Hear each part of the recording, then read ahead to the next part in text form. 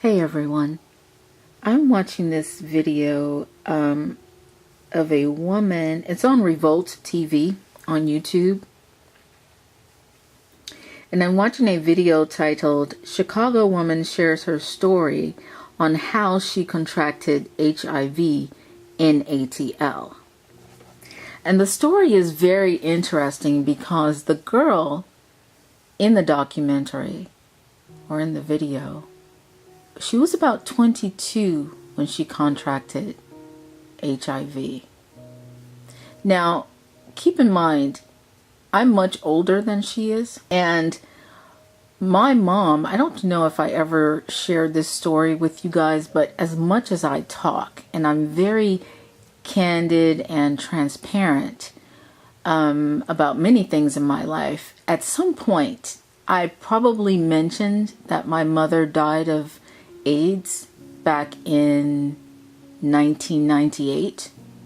She contracted it in 1986-87. So she had lived quite a long time knowing that she had this disease. It's my brother, my little brother, I think he was born in 86, something like that. Maybe 88. So she contracted it sometime between 86 and 88. At any rate, people have known about HIV/AIDS for decades at this stage, right? Now this woman today is only 30 years old.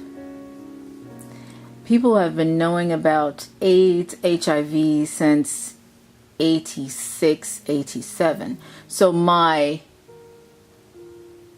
confusion comes in because I'm like, are people not aware of this disease still existing?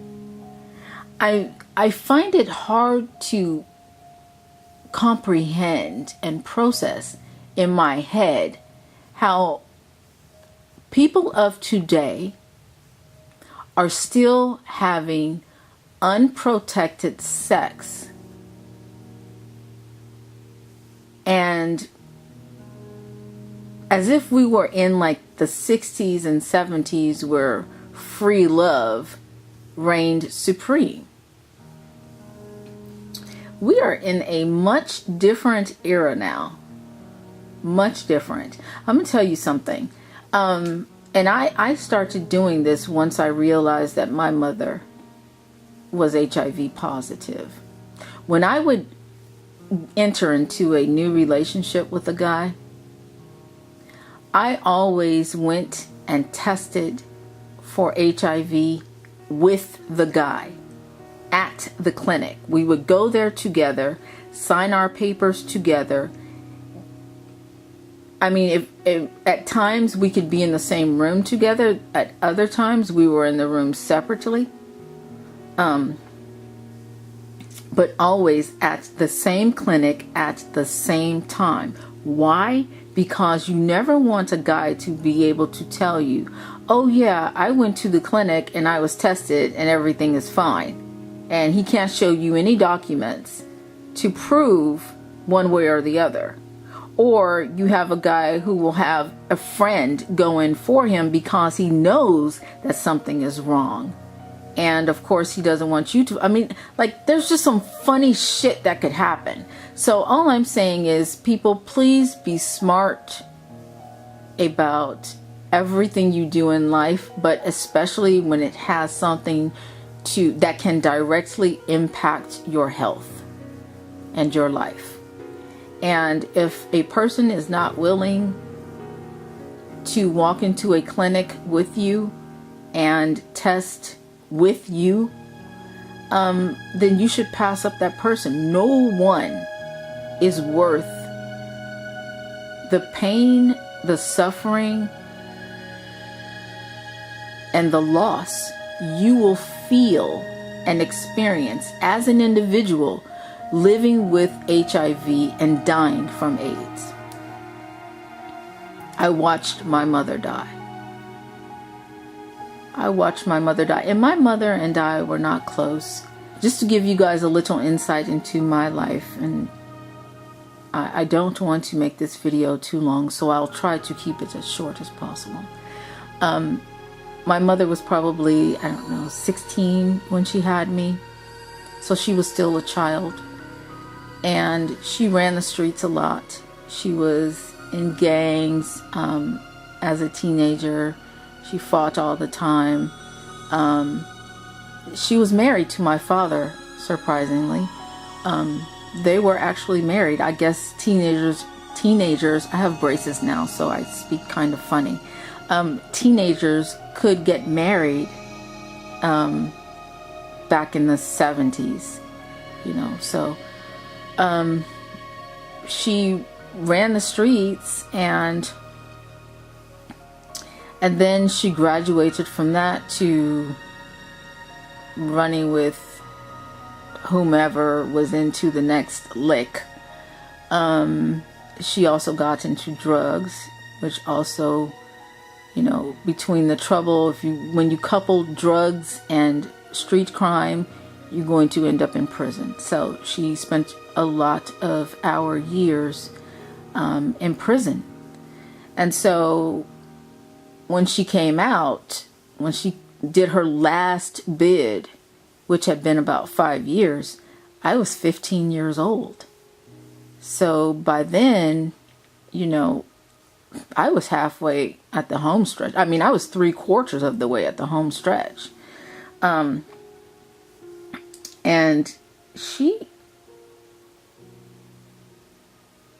let's just say our relationship was not healthy. We were very much alike, and at the time I did not realize it, but she did. And she even told me one day, she said, "You're just like me." And I said, "I'm nothing like you. I hate you." And my mother was not the type of person that you could say like the slick shit to.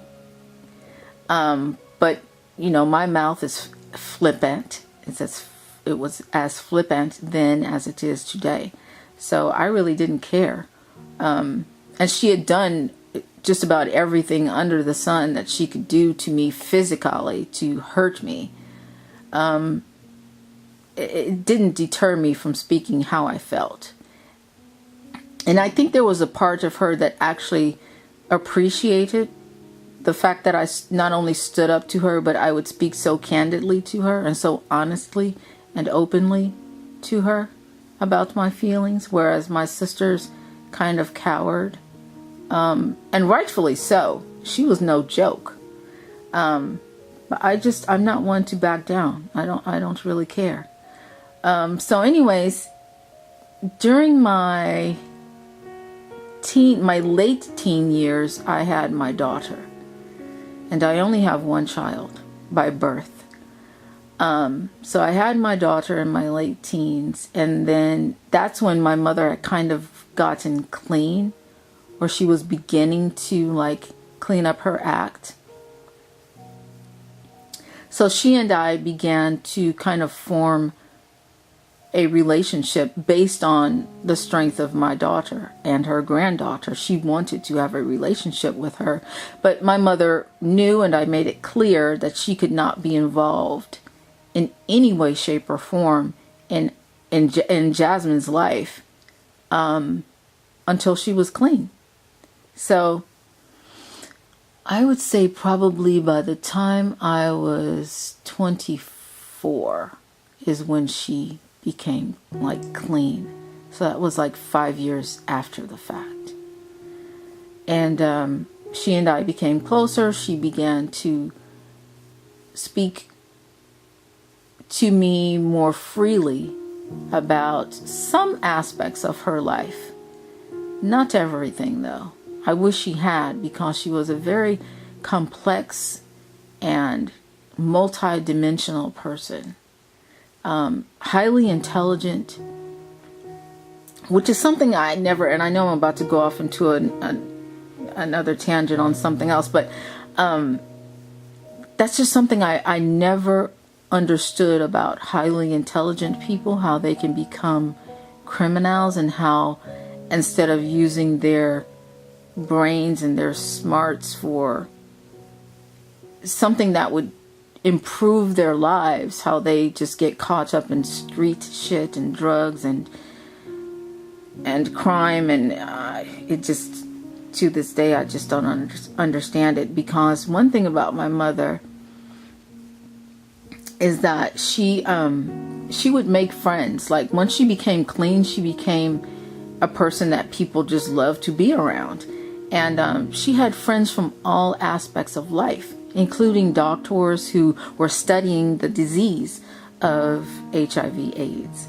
And so she would have these intellectual conversations about HIV and AIDS, and she understood the disease, not just the disease in terms of like how it makes you feel, like the symptoms you would have, but she was understanding the disease in a scientific form, which I found to be amazing because I'm nowhere near that smart.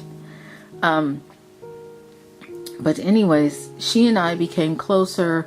Then of course she formed a relationship with my daughter, and so, you know, I was around to see her deterioration. And it started with her hair. I remember this so vividly, seeing her one day, and it shocked me. I knew she was taking medication, and I knew she was taking like 70 pills a day. 70. She was taking all of these pills, and I think at some point she just got tired. She got tired of taking those pills. But anyways, I remember seeing her hair, and it had fallen out in patches. And that was shocking for me because my mother had always been beautiful. I mean, just curvy and thick and just beautiful, naturally beautiful. And so her hair began to fall out, and I remember at the time I had a fax machine at my house, and she had one too at her house, because she had become a businesswoman. And I faxed her a letter, and it said something like, "I've hated you forever, but I've loved you all my life. And it tears me apart to see what's happening to you." And the gist of the letter was just to let her know that even though we had had this tumultuous, very complex, combative kind of relationship, that there had always been love there. I mean, she'd stabbed me in my face before with a knife. She pushed me through a glass table. I mean, yeah, things were bad. Things were bad, man. I left home at 15. Things were so bad because I knew that if I stayed, one of us would be dead, and it would probably have been me, But there's no telling. So I left at 15, and but we had gotten back to, a closer kind of relationship. My mother had gotten so sick that she had to be put in a hospice. Her health was just going away fast. She had no mobility. She could no longer even really move her fingers or anything like that. She had lost her ability to speak. That had happened maybe in the last week of her life, 2 weeks of her life. She could no longer speak. I remember having a conversation with her one day, though, and I said to her, "You've never apologized for anything that you've done." And she said to me, and this is when she was in good health, but she knew she was HIV positive. She said to me, "I will never apologize to any of you bitches." She was talking about me and my sisters. And she had done things to all of us, my baby sister especially, horrible things. I won't even talk about that right now. But she said that. And one day she called me over to her bed. She was laying in bed, and this is when she could still speak, and she said, "Let me see your face." And I had shaved my face because I had, girls, when we're young, we have a lot of peach fuzz. And it was the first time I had ever realized I could take a razor and actually shave my face. So my skin actually looked a lot clearer, nicer. And my mother, she'd always sort of, in her own dysfunctional and twisted sort of way, appreciated me the most. So she called me over and she said, "Let me touch your face." And she touched my face with her hand. She didn't say anything as to what her observation was, but she just wanted to touch my hand, my face. And I felt like in that moment, she wanted to say, "I'm sorry. I'm sorry." But she couldn't bring herself to do it. She couldn't.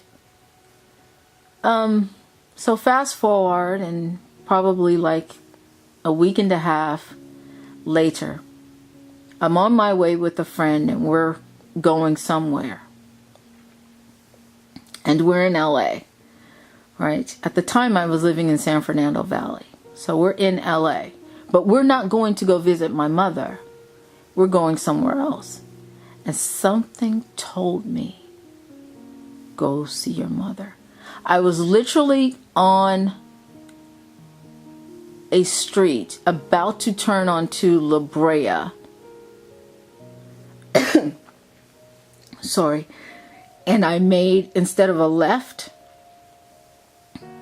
I stayed straight and went straight to go see my mother.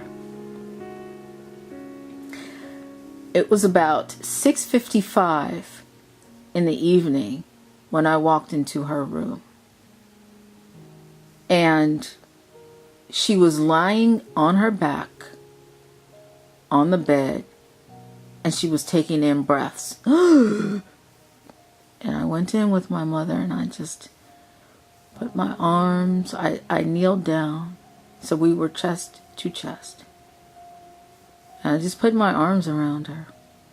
So she knew I was there. And she died 5 minutes after I got there. She called me to come and say goodbye to her.